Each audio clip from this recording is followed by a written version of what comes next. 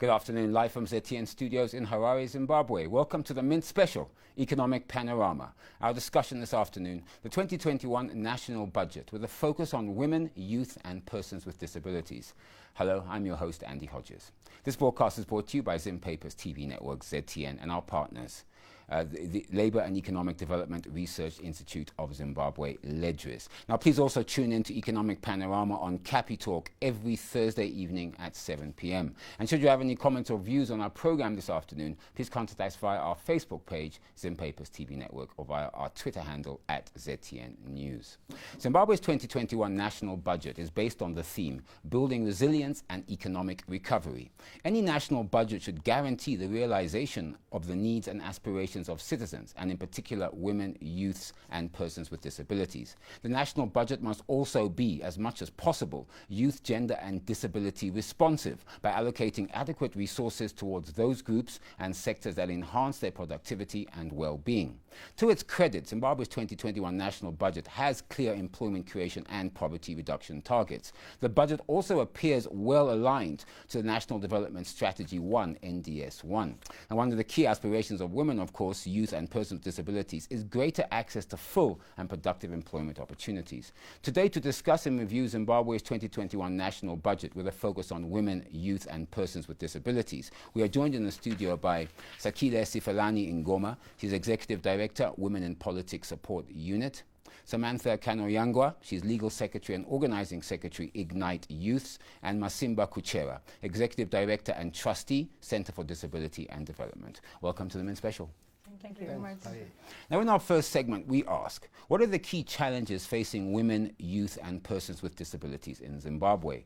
What were my guests' expectations for inclusion in Zimbabwe's national budget, and were these met? Masimba, in fact, I will ask you all the same question, looking at the different sectors. But what were the key challenges? What are the key challenges facing persons with disabilities in Zimbabwe? So the key challenges range from vulnerability, poverty. They range from a lack of education opportunities, a lack of access to information, and they also include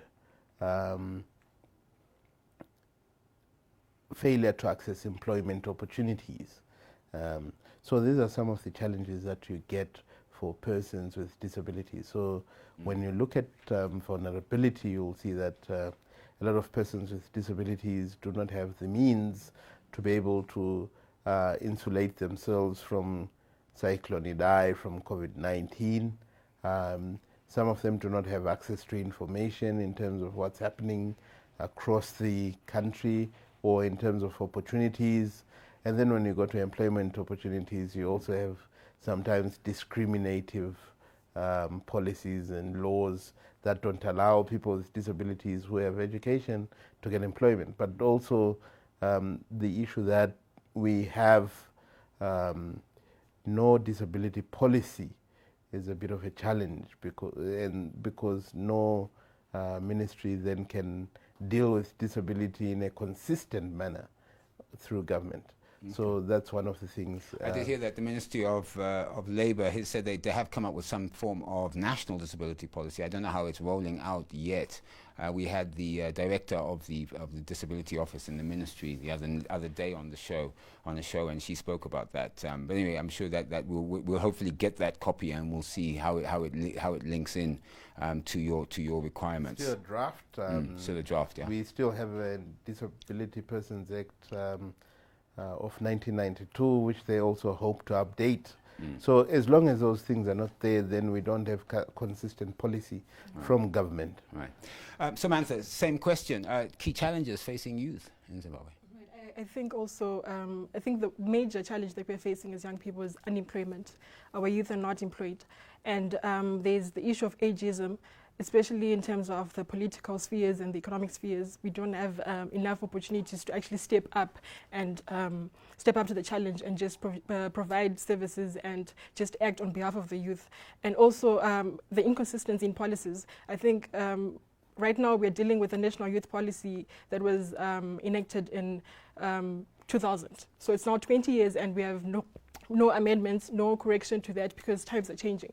So I think that's another issue that we're facing.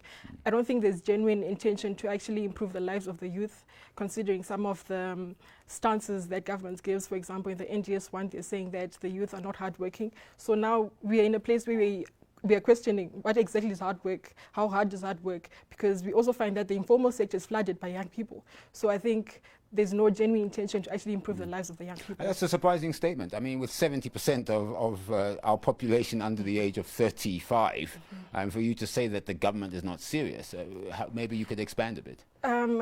They're really not serious because, well, they say that they provide for platforms, they call for public hearings, and only 3.3% participate. But the thing is, even the 3.3% is not then consulted in terms of implementation or even driving the agenda ahead. So we need to actually even move on to other alternative methods of engagement, because Section 20 says that youth are supposed to be provided platforms to improve their social, political, and economic lives, and there's none of that. I mean, we can actually move on to more better methods of engagement, go into the schools, hold campaigns, let young people know that there's a budget hearing, that they can actually contribute because it impacts them very...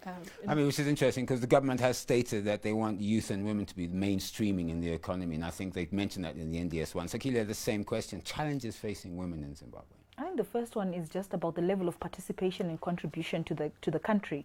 You know, we have an economic model that's coming out of this budget and the NDS that's looking at that's creating a charity model, which is looking at women and youth and persons with disability as people who are recipients of social protection.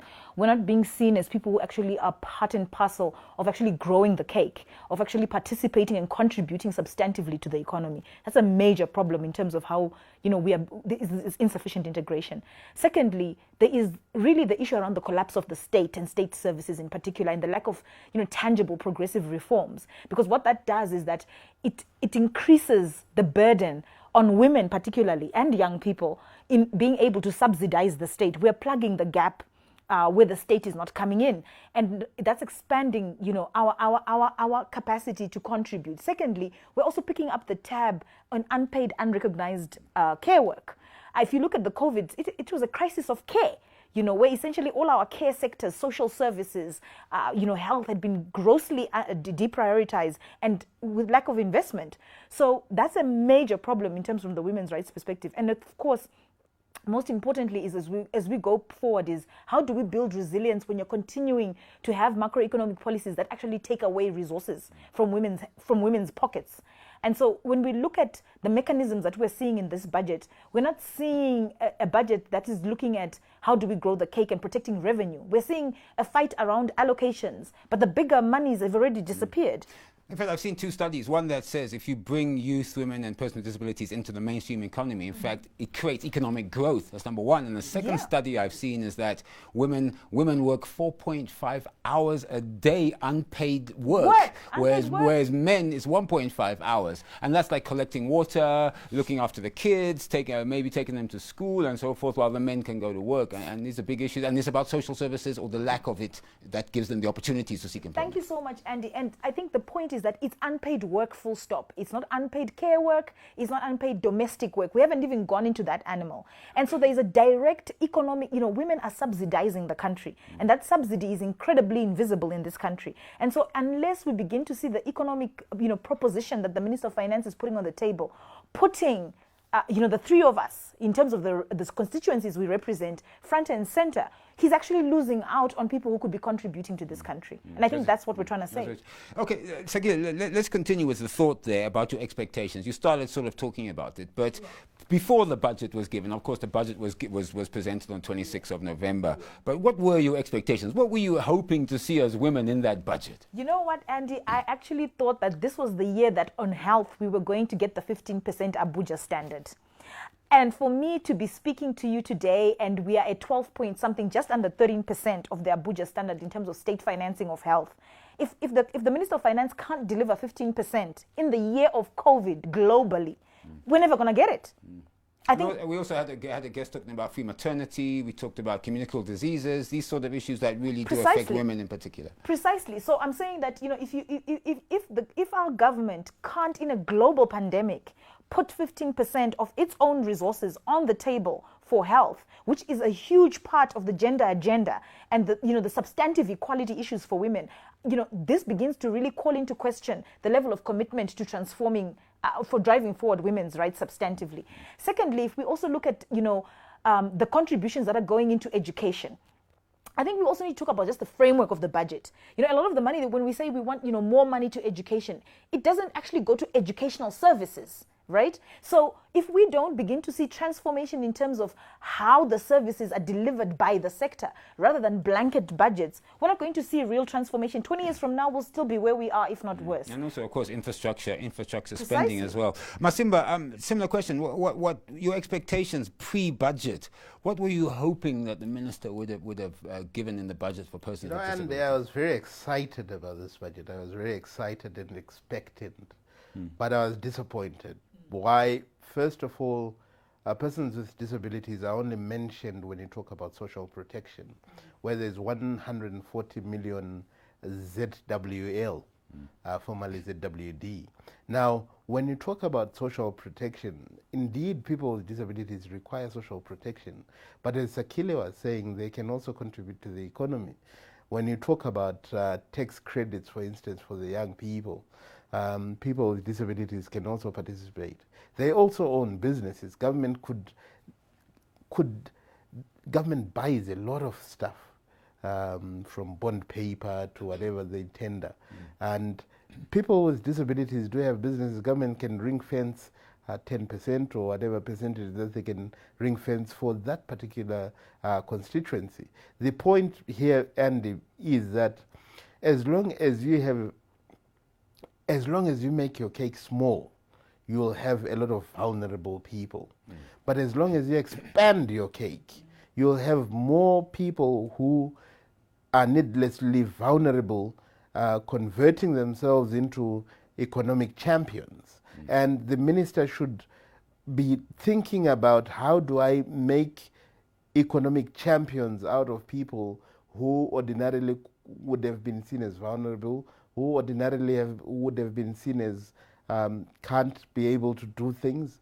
And these economic champions we can't see. We can't. So let's involve everybody in the economic growth of Zimbabwe. Indeed. And let's put in place in the budget, I think is what you're calling for, put in place in the budget deliberate policies that can focus on vulnerable groups or your constituencies in particular, women, youth and persons with disabilities. Not only focusing on them, but changing the mindset from the charity model that Sakile was talking about. Now, if we intend as a country to be an upper middle income economy in 2030, and we don't do these things, convert the mindset of policymakers of government from charity, from the charity model to a rights model to an empowerment model, then we can always be shifting the goalposts like we did with health for all in 2000, education for all in 2000. Housing for all. Housing for all.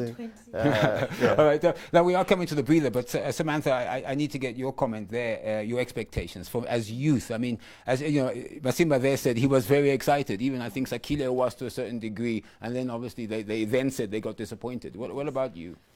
As the young people, I think our main key asks were, first of all, employment opportunities. We needed those.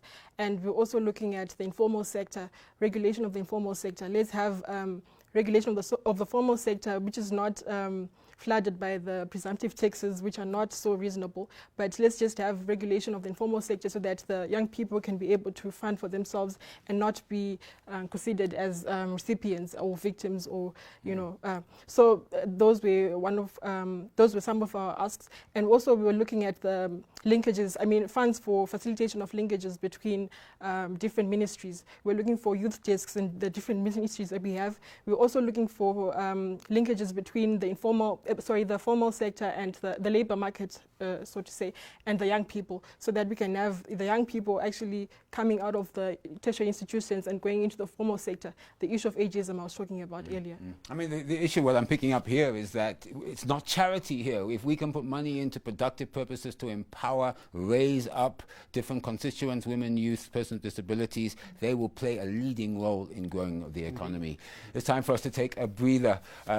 If you have any comments or views on our program this afternoon, please contact us via our Facebook page, Zim Papers TV Network, or via our Twitter handle @ZTN News. You're watching the Mint Special, Economic Panorama. Our discussion this afternoon, the 2021 national budget, with a focus on women, youth and persons with disabilities. This broadcast is brought to you by Zim Papers TV Network, ZTN, and our partners, the Labour and Economic Development Research Institute of Zimbabwe, Ledriz. Now, after the breather, we look at specific interventions and allocations proposed by Zimbabwe's Minister of Finance, and we asked our guests, were they sufficient? Don't go away, the Mint Special will be right back.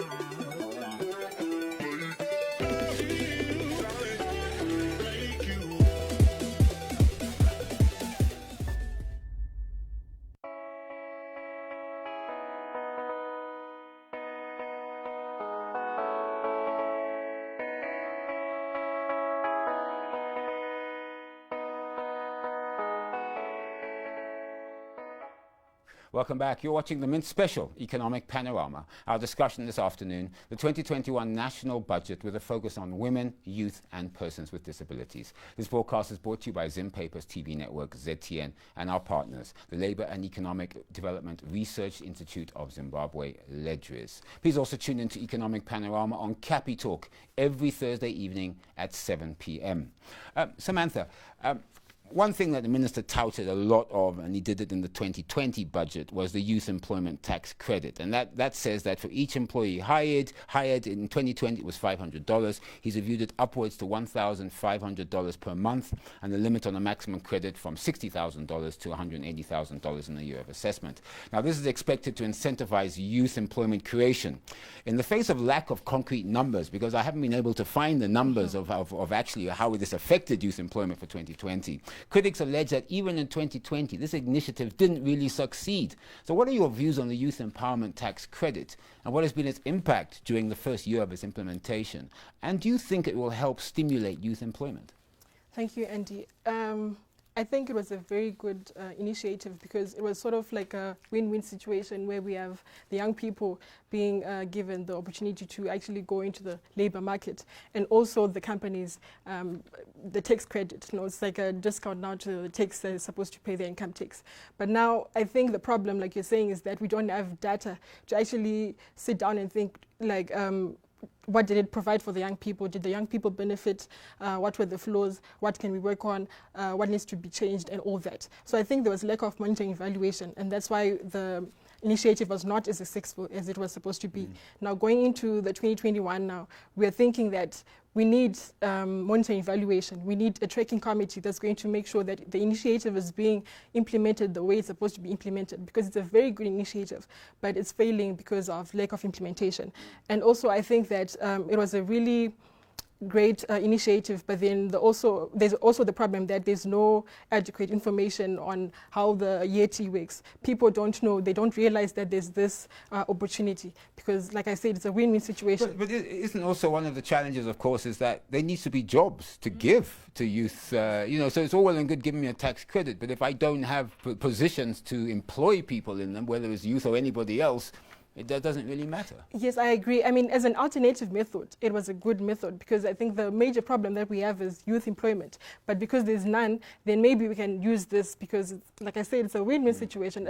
I think we need to commend them for trying to, you know, go out of their way and think of what to do. But if they're not going to follow up on the implementation, then it's not going to solve anything. We're back to So at the end of the day, I mean, this is why I say everything is linked. There's a linkage between this youth employment tax credit and the increasing production production, increasing employment in the country, because it then would follow that there'll be more jobs and more people can then get access to those jobs. Masimba, you mentioned this in the first segment. Financial support to persons with disabilities was set at 140 million Zimbabwe dollars. So in your opinion, is this support adequate in respect of resolving some of the key challenges that you did highlight in the first segment as well? And another interesting comment that I picked up was, or should that allocation be looked at in the light of other budget allocations, health, education, agriculture, for example? In other words, this sort of higher level approach that seems the minister seems to be taking. What would be your comment? So let's look at it from 140 million. This was for social protection. 140 million was for social protection, which means to deal with the vulnerable people with disabilities across the country. Now, your question is to say, can we have a global view and look at saying the health, education, even the youth empowerment credit, even the women empowerment, even for the war veterans, people with disabilities are part of that.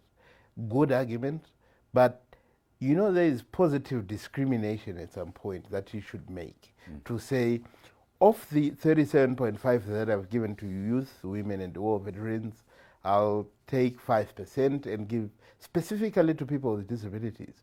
We did it with affirmative action for women, late 90s, probably 2000.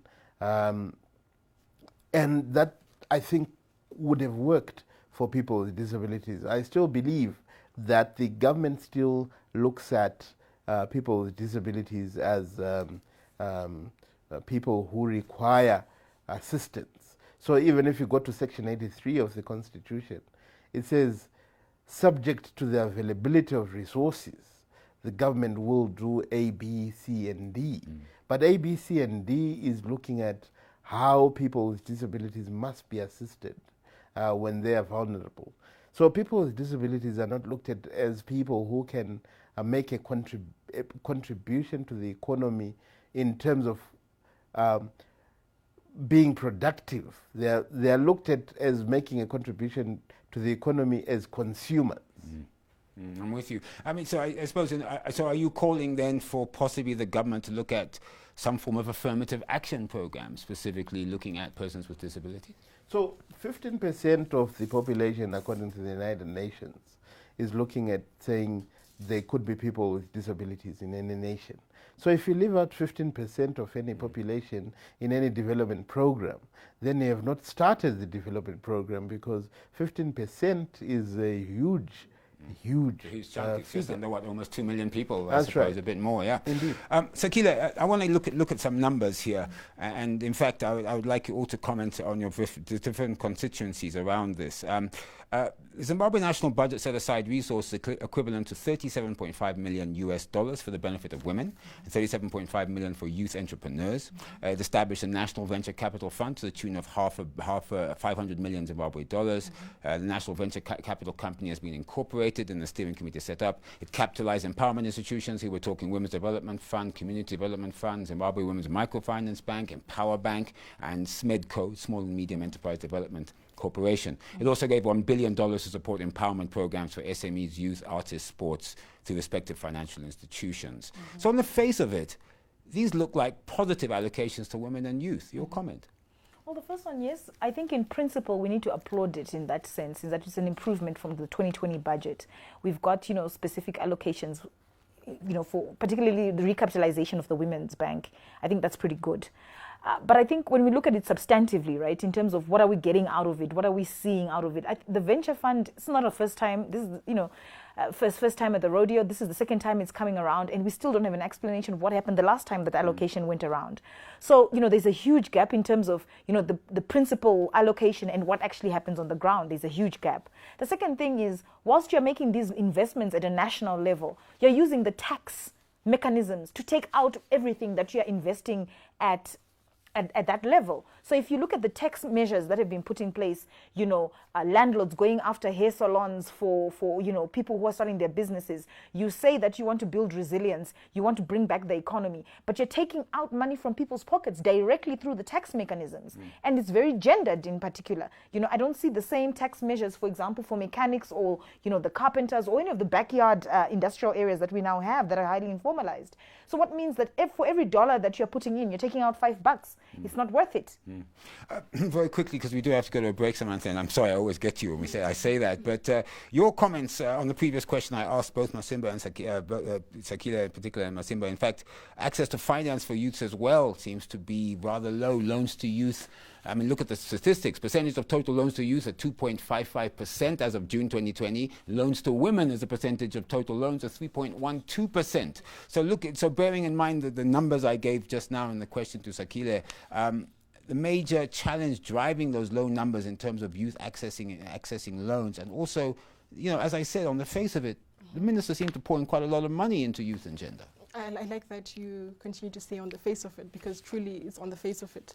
Like Saki says, there's a huge gap between allocation and distribution. We do not have adequate information as to how the money is going to trickle down to the last person, last youth in Muzarabani or Cholojo. So I think that there's need to improve that distribution. And also, we need to capitalize and reformalize the Empower Bank, for example, for the young people. They need to be empowered and capitalized so that they can be able to do the work. There just is not enough capital in the Empower Bank or Women's Bank to fund everybody around the country. Masimba, as I said, we are going to a breather, but I just want to touch very quickly. Do you see anything in the budget that creates employment opportunities for persons with disabilities? The short answer is no, and what you are talking about, when you look at youth and women, you see that you also don't have disability disaggregated data. I see your point. In other words, as much as the minister says so much money is for youth, $37.5 million for youth entrepreneurs, are you calling for it to be broken down and say, okay, 37.5 million, but maybe 5 million is for persons with disabilities? So we need to know that, because the minister knows that people with disabilities are coming from a lower rank. They are coming from a more vulnerable position. So he should be very interested to know how many people with disabilities have I lifted out of their vulnerability. And we don't have that data at national government level. To put in place national strategies and policies that then focuses on that to make sure that the money gets to the right people. I think that sounds important. We'll have to take a short breather. If you have any comments or views on our program this afternoon, please contact us via our Facebook page, Zimbabwe's TV Network, or via our Twitter handle @ZTN News. You're watching the Mint Special Economic Panorama. Our discussion this afternoon, Zimbabwe's 2021 national budget with a focus on women, youth, and persons with disabilities. This broadcast is brought to you by Zimbabwe's TV network ZTN and our partners, the Labour and Economic Development Research Institute of Zimbabwe, Ledriz. Now, after the breather, we ask, can devolution play a role in mainstreaming and empowering women, youth, and persons with disabilities? Did the 2021 national budget allocate sufficient resources to enhance the productivity and well-being of those constituents? The Mint Special will be right back. Please don't go away.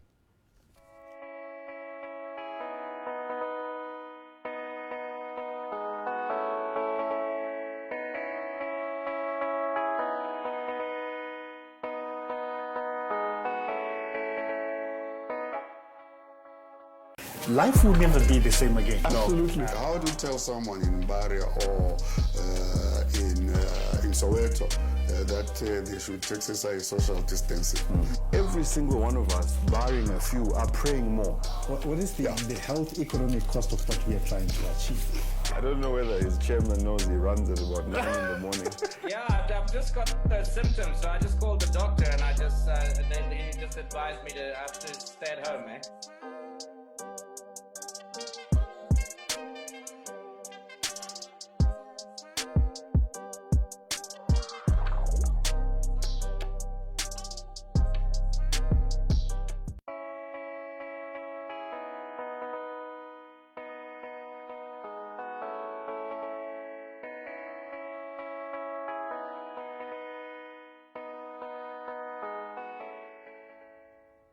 Welcome back. You're watching the Mint Special, Economic Panorama. Our discussion this afternoon, Zimbabwe's 2021 national budget with a focus on women, youth and persons with disabilities. This broadcast is brought to you by Zimpaper's TV network, ZTN, and our partners, the Labour and Economic Development Research Institute of Zimbabwe, Ledriz. Please also tune in to Economic Panorama on Capi Talk every Thursday at 7 p.m.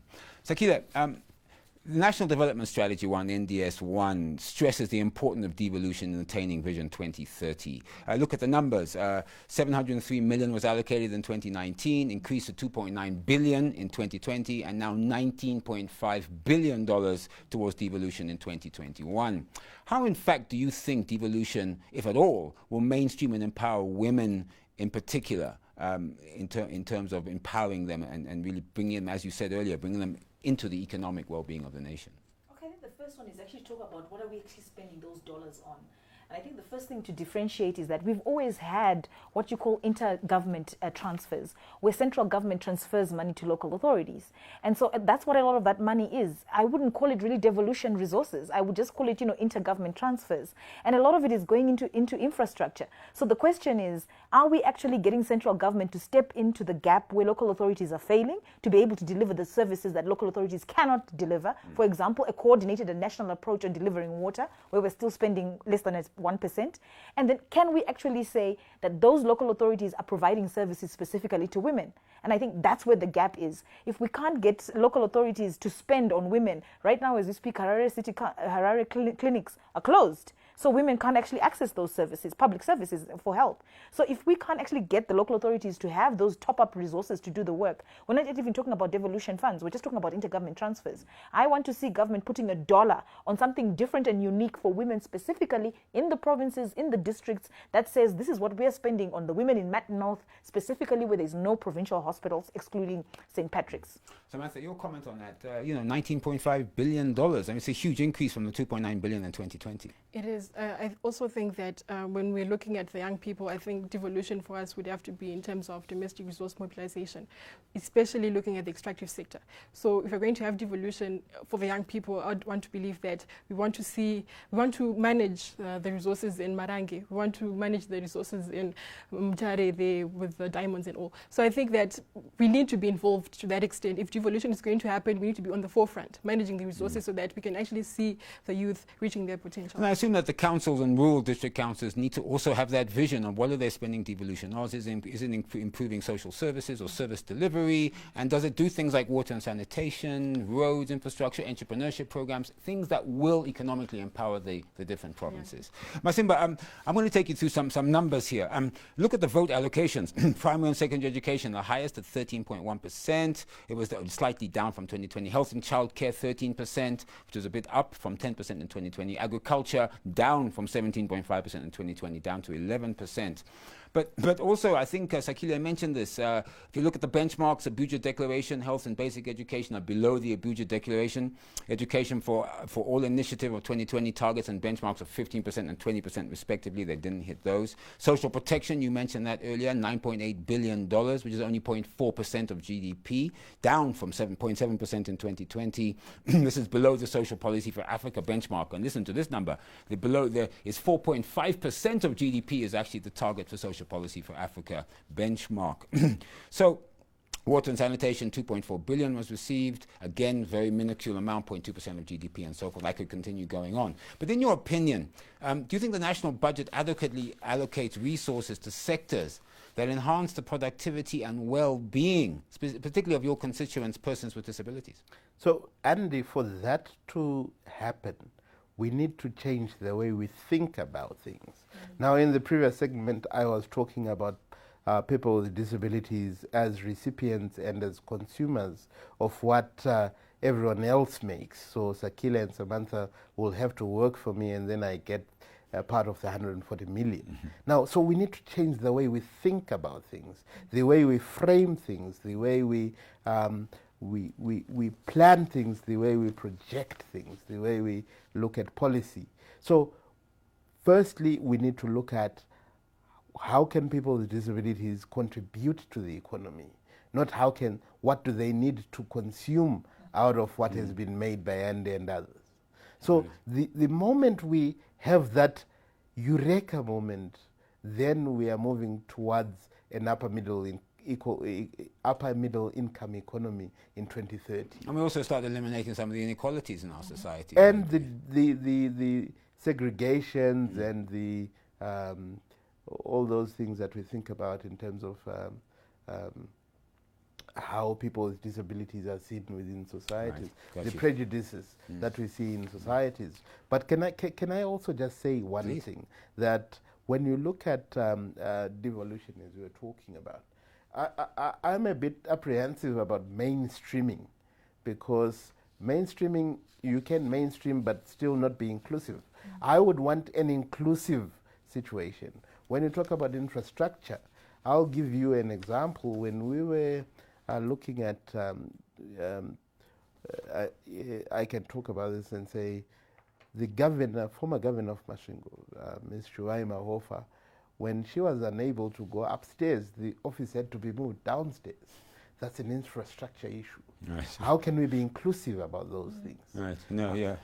That's a good, I suppose, yes. I get your point. Samantha, you heard the numbers there, and the same question in terms of enhancing productivity and well-being for youth. You know, the minister poured money into health and education, of course. The usual suspects, if I can call them that: health and education, agriculture. He put money into primary and secondary, of course, education, childcare. But of course, there were some programs for maternity, but people didn't get free maternity. We didn't look at well-being in terms of communicable diseases and so forth. So your comment, was the money poured into areas that enhance productivity or could enhance productivity of youth? I don't think that they could enhance productivity of the youth because, like Saki said, we're treated as recipients. We're not being empowered to actually fund for ourselves. We're being funded. So, like what Masimba was saying, there's need for us to understand, for example, in our case, the youth, we need to understand the psychology of the young people, the philosophy of the young people, the political and economy context the young people find themselves in, so that we then sit down and draft a budget and say we are responding to the needs of the young people. Right now, when we have the NDS one saying that the young people are not hardworking, I'll continue to stress this point. It's very difficult now to then have a budget that just funds and not empowers the young people so that they can be hardworking. So it really defeats the whole purpose. Sakila, your comment? More of the same. More of the same. But also I just wanted to pick up on the issue of, what we seem to be continuously being asked to be grateful. And I think I have a problem with that. This attitude where we're supposed to respond to the budget with gratitude. I think what we want to do is to be able to say that we're contributors, we're participants. This is something that we co-create. So that's a problematic approach for me. The second point is to raise the issue that we already have resources in the country. We have statutory funds. And I keep raising this because when we talk about the budget, we forget that there are resources that go into these sectors, right, that are driven from health. For example, 55% of funding of health is from household pockets, right? So we don't talk about those resources that individuals are already contributing to those pockets and accountability for those resources. So if you look at, for example, the Education and Learning Fund, which had $3 million, how much does a pen cost? We could have actually had children getting pens in schools, but we don't talk about what's happening to those resources. We don't talk about the statutory funds and the retention funds. And so ultimately, when the budget comes through, that budget doesn't represent, real-time investment in what we should be getting out of the system. I'll give you some numbers in health. It's quite fascinating. The budget allocated about $45 per person, up from $30 in 2020. But if you look at according to WHO, global spending on health averages $1,080 Precisely. per capita. So it gives you an idea about how low-income countries need to boost their health spending to reach the adequate levels. Masimba, given that the majority of people living with disabilities, well, a lot of them are working in the informal economy, what are your thoughts on the new presumptive taxes or the presumptive tax structure that is targeting the informal sector? It's very punitive. It's very punitive. For the minister to assume under COVID that someone can be making $30 a month when his own resources dwindled seriously during that time, I think that was sort of over presumptive and I think ambitious, because when you look at it then you are actually putting a lot of people out of business. I think if he wanted $30 per month, he could have also looked at it as a gradual increase. So you could start with $2 or $3, and as we go out of COVID, as things pick up, you could sort of raise the tax and it becomes gradual. But I also understand that the 2% that you used to sort of harvest from the money transfers is not longer there anymore. This is where I was saying we need to think about the economy and grow the economy and not tax people out of pocket. Okay. At one point we were second to Israel in terms of taxes, and we should change that. We should look at more of the corporates contributing to tax. When you look at it now, corporates are contributing less to tax than individuals, and that's strange. That's absurd. That shouldn't they happen. say that that's because of the lack of production, I assume, in the economy. But at the same time, you're right. Business should always contribute more to the tax burden. Indeed. So Kila, you can comment on that. But finally, as well, your final question for you is opportunities in areas you felt that the Minister of Finance could have or should have addressed, as well as, of course, your comment I think the to the tax breaks presumptive have tax. to go. The corporate tax breaks just simply have to go. It's not about companies not being able to have resources, etc. But the tax breaks are literally taking money out of the consolidated revenue fund, which is the common pot which is supposed to sustain us. It is not acceptable to have citizens paying, $1.8 billion in tax and companies coming in at 1.6. I think it doesn't work if you look at Zimra's last year's figures in US dollars. And I think most importantly, we have a regressive tax regime in this country. Every day there's an announcement of different types of tax. We have luxury taxes, we have an unequal taxation system. VAT, we're treating people who are 37% in extreme poverty, living under the poverty datum line, being treated like people who have quite a lot of money in their pockets. Let's talk about looking at tax completely differently. Our tax system is regressive, it's got to go, and corporates need to pay more.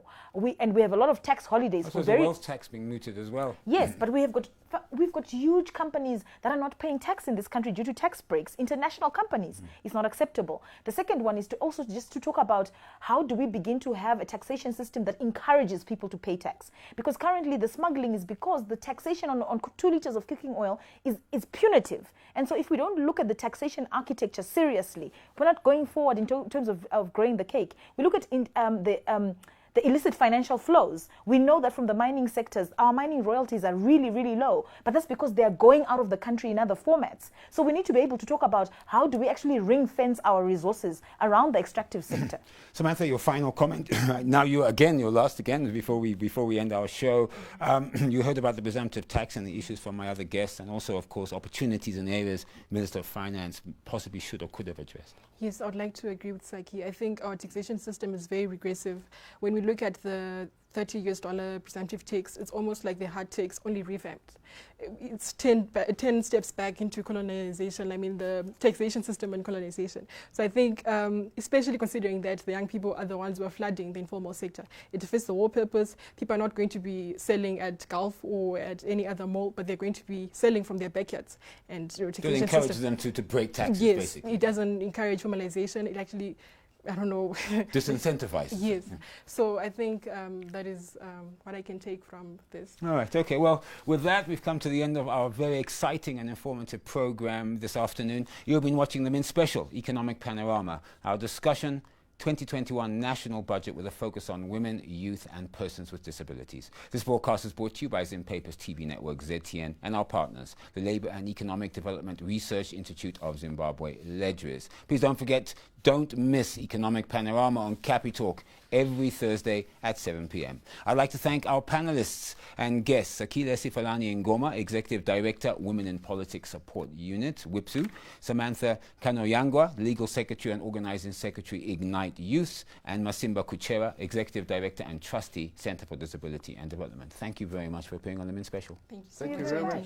A final comment. Over the last few years, gender budgeting, women and youth empowerment, and attempting working to address the challenges faced by persons with disabilities have become more prominent in the Zimbabwe government's national plans and strategies. The mobilization around public policies and resource allocation as a means to gender equality and gender budgeting as a strategy for pro-poor and pro-women policy change seems to remain the core focus. Despite the political will to mainstream gender and youth into the center of Zimbabwe's economic growth and vision, there still appears to be a need to ensure the actual implementation of gender, youth and persons with disabilities sensitive policies and solve the problem of inequalities in society. It also becomes clear that as much as gender and youth have specific government policies and interventions in place, policies towards people with disabilities may be running behind, and increased support for this key Zimbabwean constituency, as my guest said earlier, around 15% of Zimbabwe's population, policies for them are required. With a lack of fiscal space, it appears that Zimbabwe's Minister of Finance